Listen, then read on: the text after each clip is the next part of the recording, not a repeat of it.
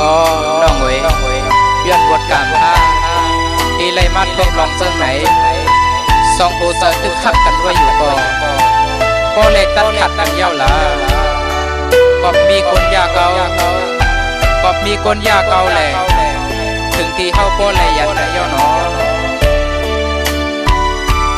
วนจอมมาใจเดียองเยาคนใจวนจอมเกกางเฮาสู่ที่ถูกเปิ่นเก่าเฮาสู่เล่เฮาก็เลยผาดกันมาเจิงในยึงวนยึงเจ็บยึงแค้นเลยขันเจอกามอ่อนสองหาจึงย้อนมาห่มกันเองเลยตีเป็นเฮินเย้าสำขึ้นเลยผาดกัน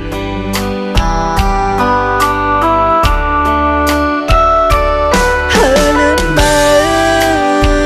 ใจเฮ็ดอำไหลเอาเพลมาเตียนเฮเมินเมื่อเลยยามอยู่ห่มตู้ห่มเสื้อมาจอมกันข้าวต่างปอหึงเมื่อทบยาพ้องหาตกผ่านคำหยาบจอยคัดแห้งหาดังสองอันลีอันจาพบญาจีก็มีนำด้วยยังงำหันเส้นตังส่องหาวันไหนขึ้นเลยยัน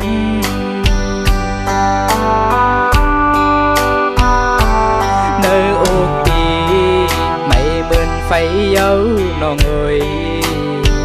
เกียนเจอถึงมืออำเป็นเสาไล่ยามเร็วปานอ่อนสองหาจึงเลยมาทบจึงใน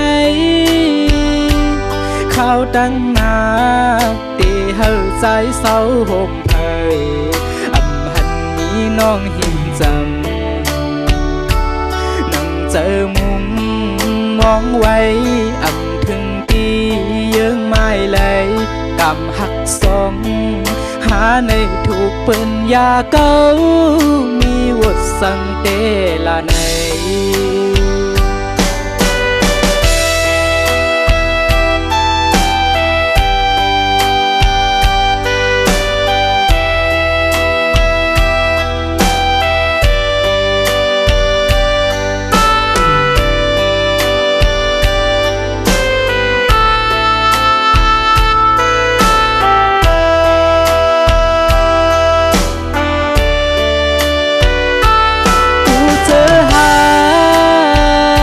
เสียงกว่าก็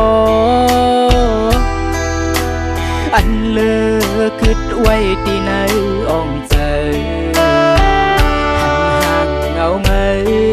หยอกให้ตกย้อยน้ำตาเลยเจ็บกันเย็นมังกำเคยปล่อยแปดสายเจออันหักเมื่อผาดตีเมืองคงกลางเฮาบ่สุดเสียงน้องเลยมีโวดวันหลังตาจัดหน้ามาย้อนสู่